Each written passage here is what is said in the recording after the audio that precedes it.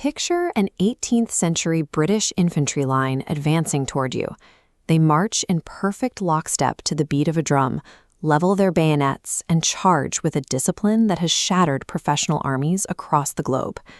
Now look at the people expected to stop them: part-time militias, starving frontiersmen, and local laborers. These were untrained civilians in homespun clothes, carrying hunting rifles and nearly no ammunition. You cannot overpower a war machine like that in a traditional fight. To survive, you have to weaponize your own vulnerabilities.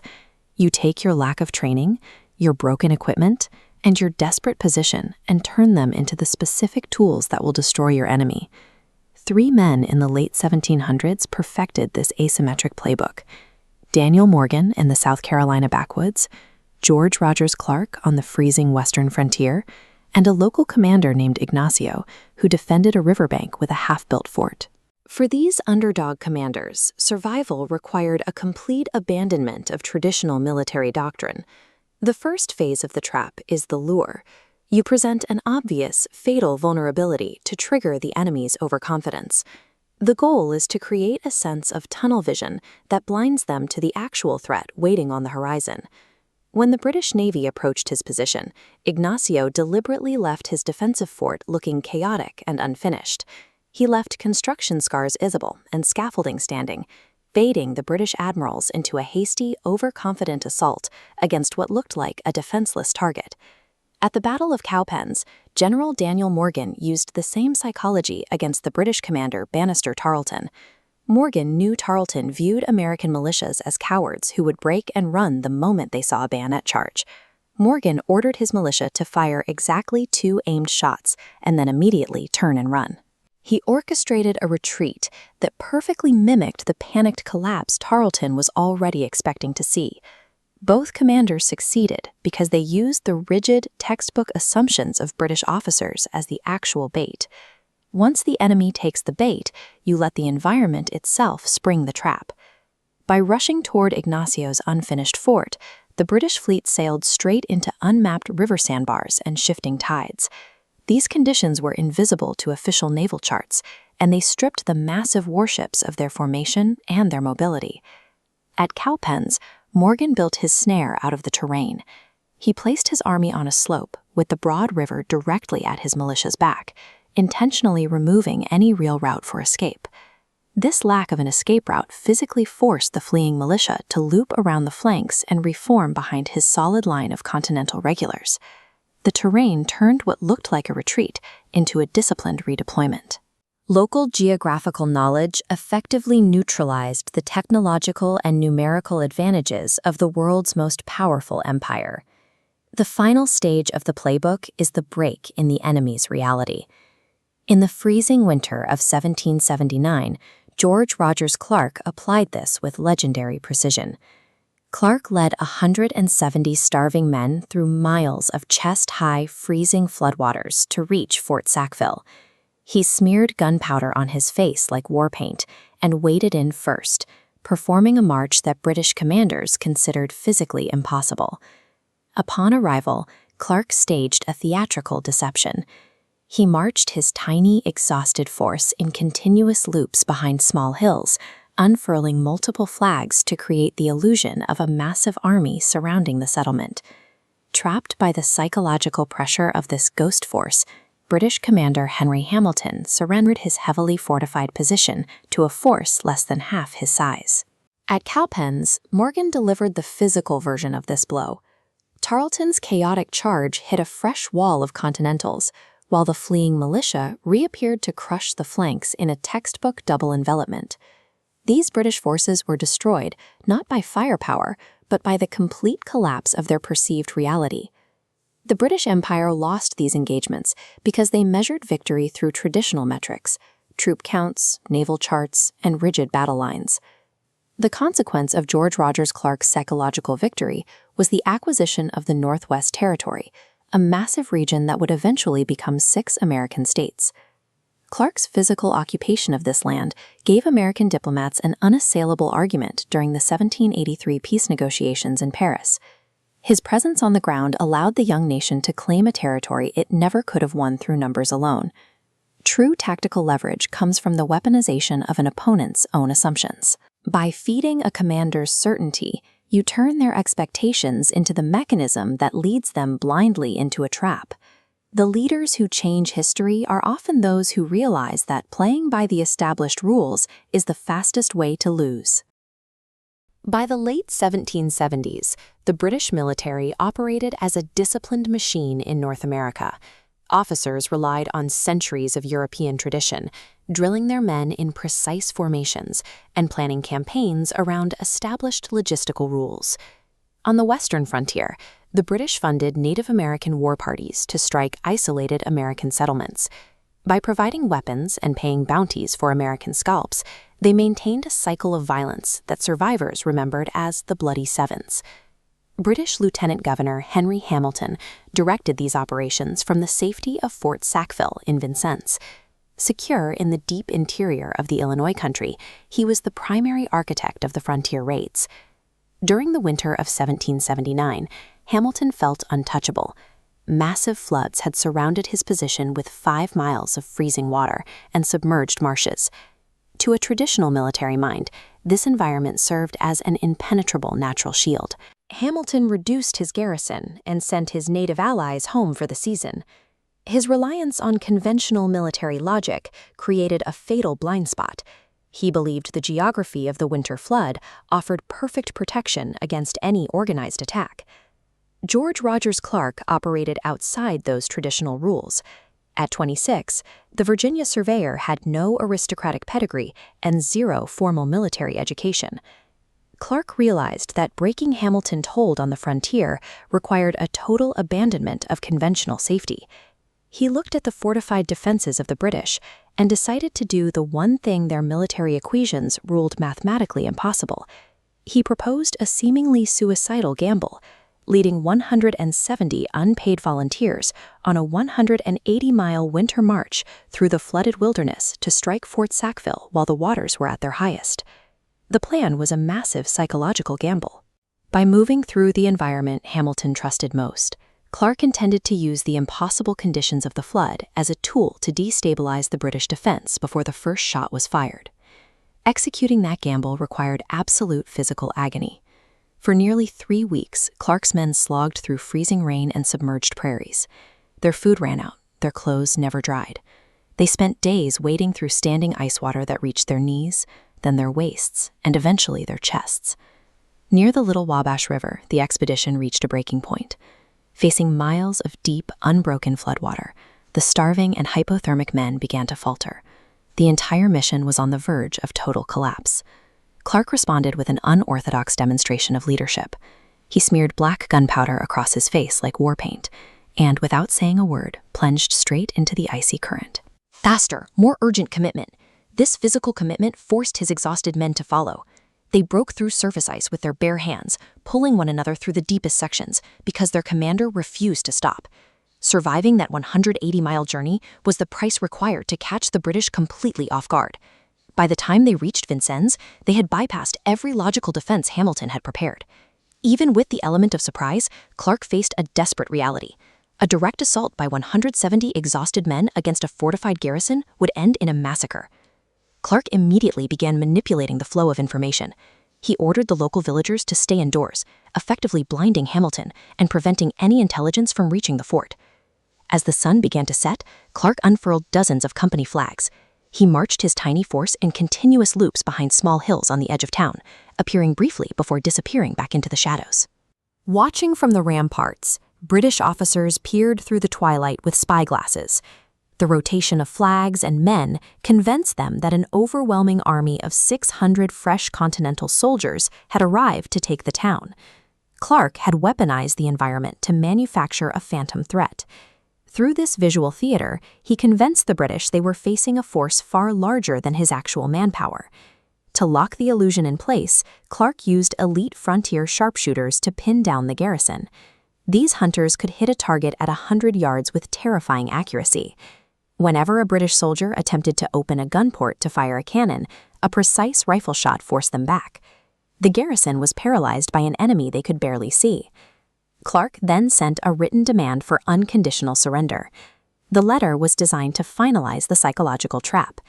The message warned that the American army was furious over the frontier raids. Clark stated that if Hamilton forced his men to storm the fort, he would have no way to prevent a violent massacre of the British garrison. The battle for Fort Sackville was finalized inside Henry Hamilton's mind.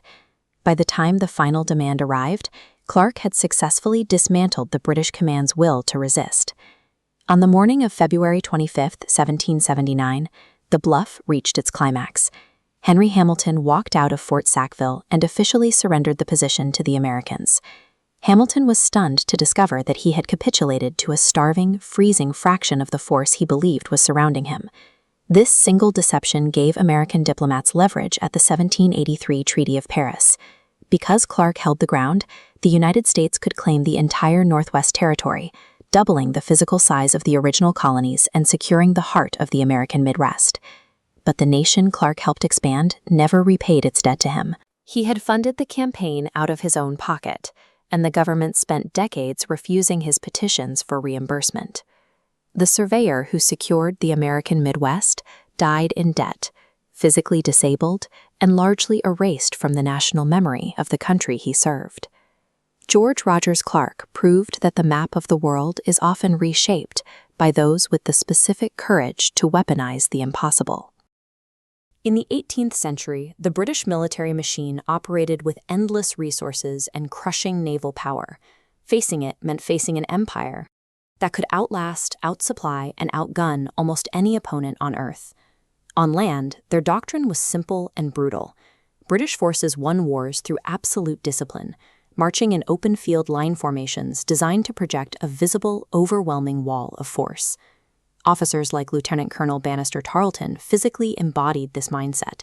He was aggressive, deeply aristocratic, and completely reliant on the military doctrine that made his army so lethal. But an army built entirely on rigid rules develops massive blind spots. To defeat a juggernaut like this, underdog commanders did not try to match the empire's muscle. They weaponized the empire's own assumptions against it. The British Empire's greatest vulnerability was an unquestioning reliance on the very rulebooks that made them strong on paper. The first major blind spot was their reading of human nature.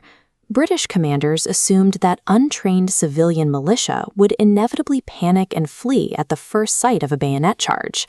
American General Daniel Morgan knew exactly how the British viewed his men. At the Battle of Cowpens, he ordered his frontier sharpshooters to fire exactly 2 shots and then run away. He turned their expected retreat into bait. This tactical map shows how the trap was set. Morgan placed a thin line of militia far out front, leaving his heavily armed Continental regulars completely hidden behind a low hill. When the militia fired their 2 shots and fell back, the British immediately interpreted it as a cowardly rout. Thrilled by the sight of fleeing Americans, British regulars broke formation, abandoned their discipline, and charged recklessly forward directly into the hidden Continental line. The trap snapped shut. The retreating militia circled around the back of the hill and returned on the left, while hidden American cavalry charged in from the right, slamming into the exposed flanks of the disorganized British mob in a perfectly synchronized double envelopment. The resulting chaos destroyed the British ranks. In less than an hour, 80% of Tarleton's elite force was killed or captured. Tarleton lost his army because he fought the stereotype of the cowardly militiaman, completely ignoring the actual tactical movements happening on the battlefield in front of him. A second massive blind spot emerged on the western frontier, driven by assumptions about the environment. British commander Henry Hamilton occupied Fort Sackville and assumed the flooded Illinois wilderness in February was militarily impassable. While Hamilton rested comfortably waiting for spring, American commander George Rogers Clark marched 170 starving men for weeks through miles of freezing, chest-deep floodwaters.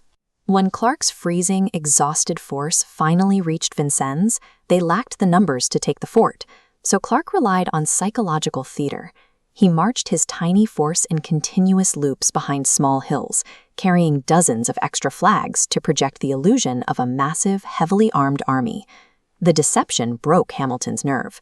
Convinced he was surrounded by an overwhelming force, he surrendered his defensive stronghold without a traditional siege ever taking place.